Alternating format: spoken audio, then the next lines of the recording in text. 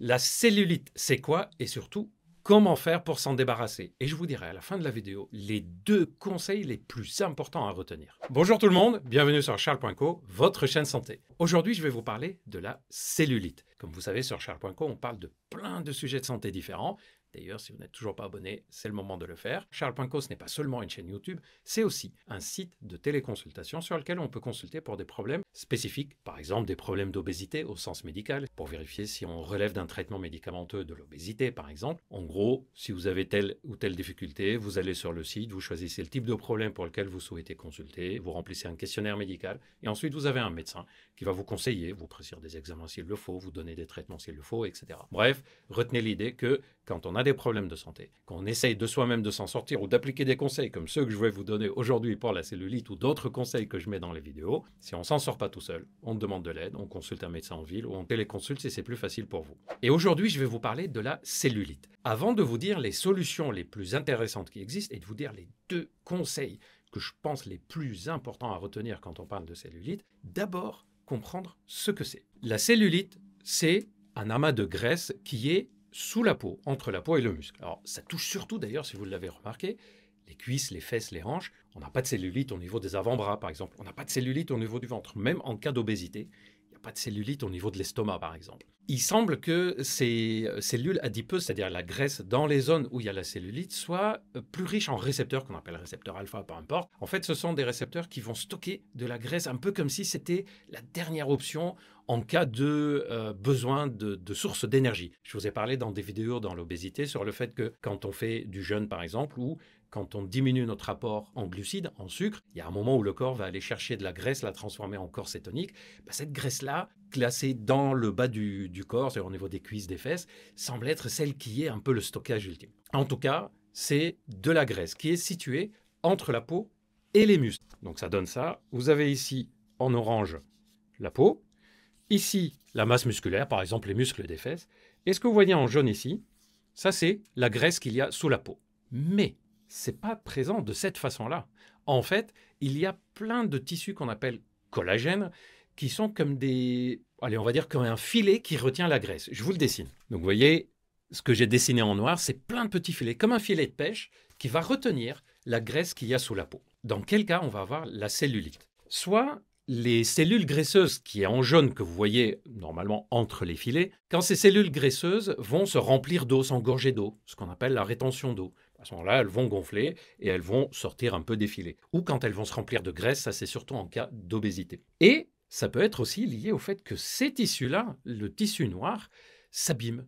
Le collagène n'est plus aussi efficace et ça s'affaisse. Et donc les cellules graisseuses en fait, deviennent un peu anarchiques. Qu'elles gonflent ou qu'elles deviennent un peu anarchiques, ça va donner cet aspect un peu disgracieux qu'on appelle en peau d'orange ou un peu comme le fromage blanc, je ne sais pas quelle expression vous préférez, puisqu'en fait il n'y a plus de structure, elles sont gonflées, ballonnées, et en même temps il n'y a plus de filet qui les retient. Ok, maintenant qu'on sait ce que c'est la cellulite, comment on fait pour la combattre? Premier conseil, améliorer les muscles qu'il y a en dessous, c'est-à-dire en particulier les fessiers, les cuisses. Il y a des études qui ont montré que quand on a de la cellulite, les muscles en dessous souffrent un tout petit peu et donc peuvent perdre un tout petit peu en masse musculaire. Or, garder une bonne masse musculaire est très important pour notre santé générale, pour être en bon état de nutrition. Mais il y a aussi d'autres raisons, c'est qu'en travaillant les muscles qu'il y a en dessous, on va améliorer quoi? On va améliorer la circulation de sang. Or, plus on a une bonne circulation de sang, plus les tissus, ces fameux filets noirs que je vous ai montrés, vont être bien nourris, oxygénés, et moins il y a le risque qu'ils s'affaissent. Alors, il y a un exercice que j'ai découvert qui a l'air top pour les cellulites. Si vous voulez faire que celui-là pour les cellulites, c'est le fait de faire de la marche arrière. Alors évidemment, on ne va pas marcher dans la rue en marche arrière. On risque d'appeler la police ou de vous demander ce que vous êtes en train de faire ou de rentrer dans un poteau de quelqu'un ou tomber. Soit vous le faites sur un tapis roulant, soit vous faites un autre exercice si vous êtes chez vous qui est top, je trouve. Vous faites 3-4 pas en avant, mais en position un peu de squat, c'est-à-dire vous descendez comme si vous voulez vous asseoir sur une chaise, vous vous mettez comme ça les cuisses pliées, les genoux pliés, pardon, et vous faites des pas en avant, 3-4 pas, vous vous relevez et vous faites de la marche en arrière, mais en appuyant bien sur vos jambes pour bien sentir que ça travaille au niveau des fesses et des cuisses. Ça fait travailler les zones musculaires concernées par les cellulites, mais tout exercice qui va travailler les fesses, les cuisses va être très intéressant aussi. Deuxième conseil, améliorer la circulation de sang.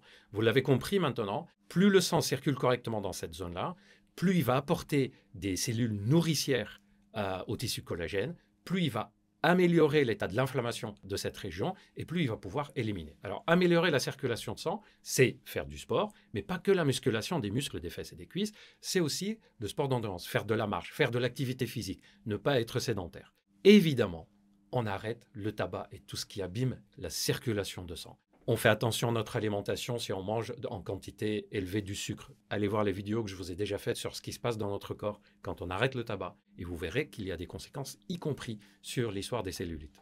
Troisième conseil, on adopte une alimentation qu'on appelle anti-inflammatoire. Si le sujet vous intéresse, vous pouvez aller voir la vidéo que je vous ai déjà faite avec une collègue nutritionniste et qui parle de ce qu'on appelle les super-aliments. Pourquoi? Parce que plus on va diminuer l'inflammation au sens microscopique, biologique dans cette zone-là, et plus on va améliorer son fonctionnement naturel, et donc moins on va avoir ces filets dont je vous ai parlé qui vont s'affaisser. Et donc, même s'il y a de la graisse, il y a plus de chances que les filets les maintiennent dans une forme qui évite l'aspect bosselé. Quatrième conseil, le sommeil. Je vous en parle souvent. Je vous en parle dans les vidéos sur la testostérone, je vous en parle dans des vidéos sur l'état de santé général, sur l'état de santé sexuelle. On en parle souvent. Le sommeil est très important. Je rajouterai dessus parce qu'en fait, le sommeil a un effet naturellement réparateur dans notre corps. Or, on a besoin que toute cette zone-là continue à être réparée continuellement pour éviter l'accumulation de cellulite et pour favoriser l'élimination. Et je rajouterai au sommeil le fait de s'exposer à la luminosité du jour le matin et éviter l'exposition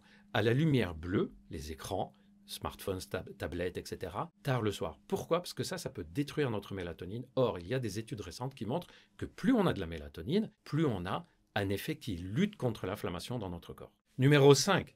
Masser régulièrement cette zone-là. Alors, à quoi sert le massage? En fait, ça sert surtout si c'est de l'accumulation de l'eau qui est présente dans cette zone-là et une mauvaise circulation. Et donc, le fait de masser, ça va aider à éliminer, c'est de la mécanique pure. On appuie sur une zone qui contient de la graisse et de l'eau. En appuyant, on va favoriser le fait que l'eau circule mieux et éliminer cette eau-là. Si vous sentez que c'est douloureux, c'est que la zone est devenue fibreuse, c'est-à-dire ce que j'explique depuis tout à l'heure, cet effet inflammation. C'est trop concentré, c'est trop figé. Et dans ces cas-là, les massages vont continuer à être utiles, mais ce sont aussi d'autres traitements dont on va parler un peu plus tard. Numéro 6. Ce que je vais vous dire là, je suis un peu hésitant dessus, mais je vous en parle parce qu'il y a quelques études et quelques experts qui en parlent. Visiblement, le jeûne intermittent aide à améliorer la cellulite. Il y a quelques études qui montrent que le jeûne intermittent améliore. Alors, est-ce que c'est en favorisant une meilleure élimination, un meilleur métabolisme dans notre corps? Est-ce que c'est en favorisant la lutte contre l'inflammation, en diminuant l'apport, en particulier en glucides? Les explications ne sont pas claires. Voilà. Si vous êtes adepte et vous aimez bien faire du jeûne intermittent, vous pouvez le tester aussi dans la cellulite. Numéro 7. L'application de crème sur cette zone-là. Alors, les 3 types de crèmes pour lesquels j'ai retrouvé le plus d'effets, mais vous pouvez me dire dans les commentaires si vous aussi, vous avez essayé des crèmes et si ça a marché pour vous. C'est les crèmes qui contiennent soit de la caféine, soit rétinol, parfois il y a un mélange des deux, ou, et là je ne donnerai pas évidemment de nom parce que je pense qu'il vaut mieux avoir un avis médical avant d'utiliser, les crèmes qui contiennent un inhibiteur de l'aromatase. Alors, l'aromatase c'est quoi? C'est une enzyme qui transforme localement dans les tissus graisseux la testostérone en oestrogène.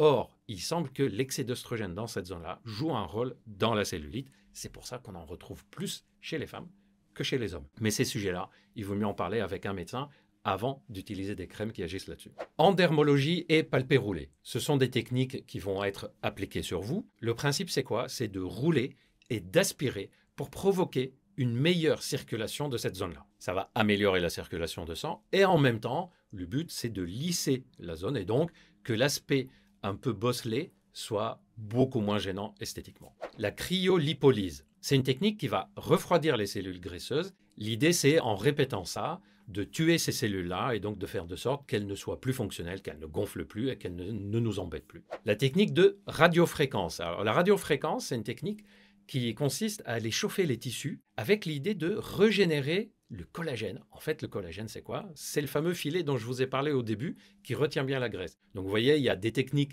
qui vont agir sur le fait d'éliminer l'eau ou l'excès d'accumulation dans cette zone-là. Il y a des techniques qui vont viser à aller détruire les cellules et il y a des techniques qui vont viser à régénérer le filet et donc à faire de sorte que ça soit de nouveau bien contenu et bien maintenu dans la zone de la graisse sous la peau. Il y a aussi l'ultrason, le laser et il y a aussi les appareils qui combinent un peu tout ça. C'est-à-dire, dans la même séance, vous allez avoir et en même temps un peu d'aspiration, un peu de roulé pour éliminer et en même temps les radiofréquences ou le laser pour essayer de régénérer le tissu collagène et donc régénérer le filet. Et dans le cas où tout ça est un échec, il reste ce qu'on appelle les interventions chirurgicales, comme la liposuction, où on va retirer ce tissu-là en se disant, bon, ben, on n'y arrive pas, on enlève toute cette partie qui contient de la graisse et le tissu qui s'est affaissé, et on va faire de sorte que cette masse-là qu'on n'arrive pas à éliminer soit éliminée par une intervention chirurgicale. Et on arrive aux 2 conseils. Je vous ai promis que je vous donnerai les 2 astuces que je pense les plus importantes à garder en tête.